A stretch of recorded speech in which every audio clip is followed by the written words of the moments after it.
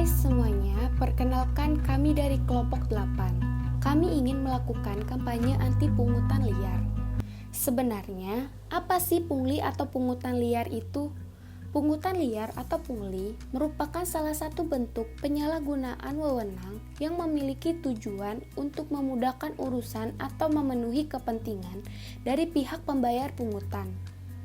Kasus pungli biasanya menggunakan uang dalam transaksinya.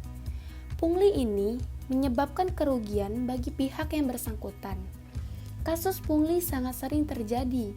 Di Indonesia sendiri, pada tahun 2016 sampai 2018, terdapat 8.424 kasus. Ini adalah kasus yang terdeteksi. Bagaimana dengan kasus yang tidak terdeteksi? Pasti banyak, bukan? Nah, lalu apa ya yang mendasari seseorang melakukan pungli? Terdapat beberapa hal yang mendasari orang melakukan pungli, yaitu pertama, penyalahgunaan wewenang, jabatan, atau kewenangan seseorang. Orang yang merasa memiliki kewenangan biasanya lebih mudah melakukan pungli karena mereka berpikir mereka memiliki power. Kedua, faktor mental atau kepribadian seseorang dalam bertindak dan mengontrol dirinya untuk melakukan hal tersebut. Ketiga, faktor ekonomi. Orang yang melakukan pungli biasanya terdorong oleh ekonomi yang tidak stabil, di mana dia memiliki penghasilan kecil dibanding pengeluaran yang dia inginkan. Keempat, faktor kultural dan budaya organisasi. Pungli merupakan kegiatan yang dilakukan oleh beberapa orang yang membentuk suatu rantai yang sulit putus. Apalagi hal tersebut telah dilakukan sejak lama dan telah membudaya di tempat itu. Kelima, terbatasnya sumber daya manusia dan lemahnya sistem kontrol dan pengawasan membuat pungli semakin kuat. Setelah kita mengetahui apa alasan seseorang dalam melakukan pungli, maka kita akan membahas mengenai jenis-jenis pungli. Jenis-jenis pungutan liar, diantaranya yang pertama, pungutan liar dalam layanan publik. Contohnya, adanya uang yang diminta oleh oknum untuk membuat KTP di kantor dinas kependudukan. Uang yang diminta oleh oknum polisi kepada orang yang melakukan pelanggaran agar orang tersebut bebas dari hukuman. Yang kedua, pungutan liar di sekolah atau di kampus.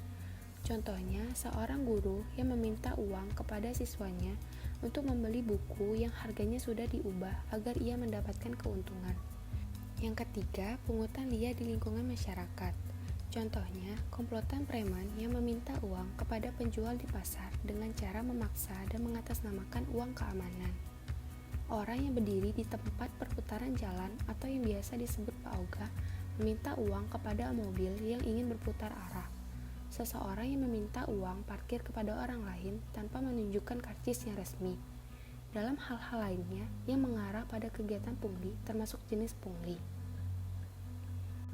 Setelah kita mengetahui mengenai pungli beserta jenis-jenisnya, maka bagaimanakah upaya menanggulangi pungli dan sanksi apakah yang akan diberikan kepada pelaku? Dalam upaya penanggulangan pungli, pemerintah telah menyusun langkah-langkah yang harus dilakukan, yaitu pertama, mengidentifikasi area yang berpotensi terjadi pungli dan mengambil langkah-langkah efektif untuk memberantas pungli. 2. Menindak tegas aparatus sipil negara atau ASN yang terlibat pungli. Ketiga, melakukan investigasi lebih mendalam untuk menjaring keterlibatan oknum-oknum lain. Keempat, meminta para kepala instansi untuk memperlakukan pengembangan sistem pelayanan berbasis teknologi informasi untuk mengurangi hubungan langsung antara petugas dengan masyarakat. Kelima, memberikan akses yang luas pada masyarakat terhadap standar pelayanan secara transparan. 6. Meningkatkan upaya dalam rangka peningkatan kualitas ASN. Ketujuh, membuka akses yang mudah dan murah bagi masyarakat untuk melakukan pengaduan.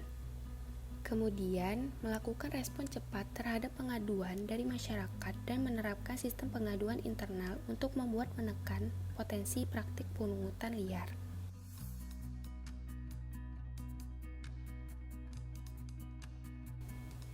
Kita sebagai masyarakat juga ikut serta dalam upaya penanggulangan dan pencegahan pungli dengan cara tidak ikut serta dalam kegiatan pungli dan melaporkan hal tersebut jika ada terjadi pungli. Dalam KUHP, istilah pungli tidak disebutkan dengan jelas, tetapi dapat disamakan dengan tindak pidana dalam pasal berikut. 1. Pasal 368 KUHP. 2. Pasal 415 KUHP. 3. Pasal 418 KUHP. 4. Pasal 423 KUHP. 5. Pasal 425 KUHP ayat 1 dan 2. Kesimpulan yang dapat kita ambil dari pernyataan di atas bahwa pungli itu adalah tindakan yang melanggar peraturan yang ada di Indonesia. Tetapi masih banyak orang yang masih menggunakan pungli tersebut untuk memuaskan hasrat dirinya sendiri. Saran yang bisa kita berikan yaitu janganlah berbuat tidak baik kepada orang lain dengan melakukan proses pungli terhadap orang yang tidak mengerti akan hukum dan peraturan. Karena banyak orang yang masih saja dibodohi oleh aparat yang menyalahgunakan pungli tersebut. Marilah kita menjaga Indonesia kita dari bebas akan pungli. Say no to pungli.